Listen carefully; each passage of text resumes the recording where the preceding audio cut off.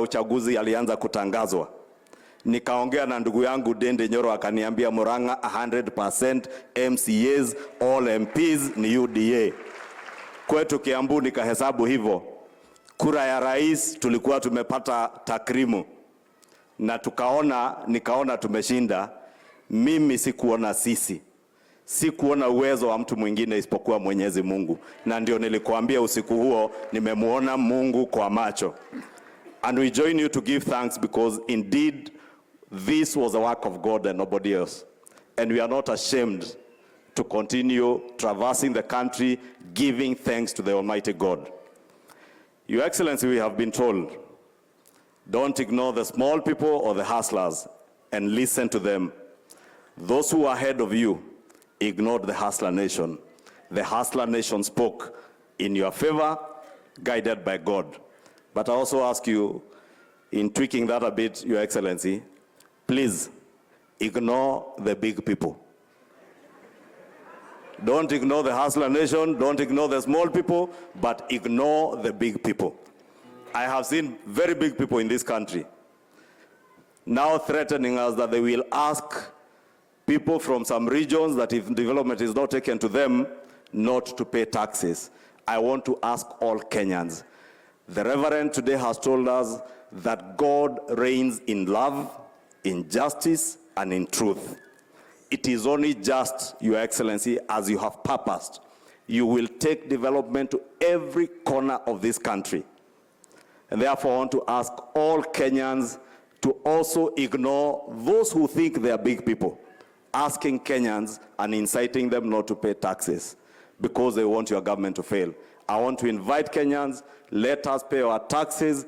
Tukumbuke mambo yaliyosemwa na mzee Mwai Kibaki, kulipa ushuru ni kujitegemea. Ili tuweze kujitegemea na tumsaidie rais wetu kuongoza serikali inayojitegemea bila kwenda kukopa pesa huko China. La mwisho, Your Excellency, when the Reverend said that God reigns in justice, you began your reign as president by disbanding a murderous unit within the DCI of Kenya. And I've also had a number of people who believe they are big criticize you, asking where you got the report to disband that unit. Because we serve a God who believes and who reigns in justice, Your Excellency, continue ensuring that you reinstate the rule of law in this country, that no other Kenyan in the history of our land will be murdered by anybody because they are policemen or they are DCI officers or they are suspected of whatever crime. Anyone who is suspected of any criminal activity must be arrested, taken before court, and we follow the rule of law, and they also get justice as Kenyans get justice. I want to encourage you, Your Excellency, usiuziwe uoga. Kama hatukuuziwa siku ile, sasa mtu asikuuzie uoga kukutisha ati ataambia watu wasilipe ushuru. Hawa wa Kenya wamekupea mamlaka ya kuokota ushuru, uwafanyie kazi wote bila ubaguzi. And because we know you are a Christian who believes that God reigns in justice, you will be just to the entire republic.